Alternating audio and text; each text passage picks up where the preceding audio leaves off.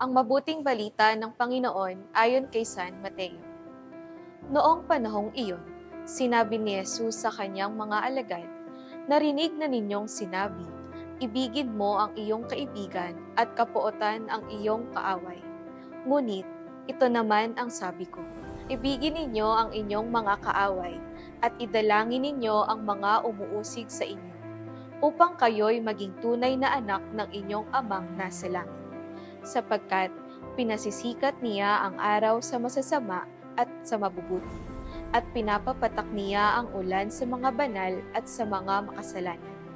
Kung ang mga umiibig sa inyo ang siya lamang ninyong iibigin, ano pang gantimpala ang inyong hinihintay? Hindi ba't ginagawa rin ito ng mga publikano? At kung ang binabati lamang ninyo'y ang inyong mga kapatid, ano ang nagawa ninyong higit kaysa iba? Ginagawa rin iyon ng mga hinti. Kaya, dapat kayong maging ganap, gaya ng inyong amang nasa langit. Ang mabuting balita ng Panginoon. Sa ebanghelyong ito, ipinapakita ni Jesus ang isang hamon sa atin bilang mga mananampalataya. Ang mahalin hindi lamang ang ating mga kaibigan, kundi pati ang ating mga kaaway. Hindi natin dapat sukatin ang kabutihan batay sa kung sino ang kaharap natin.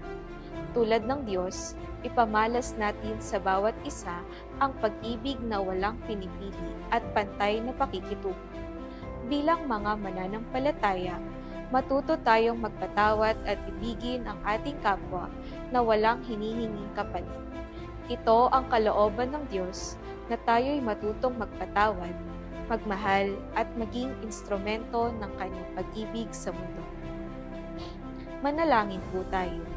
Panginoon, salamat po sa walang hanggang pag-ibig na ipinagkakaloob ninyo sa amin, sa kabila ng aming mga pagkukulang at pagkakasala.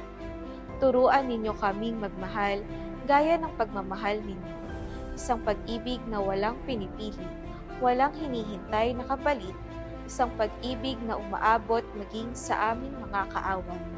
Linisin ninyo ang aming puso sa galit, inggit at paghihiganti.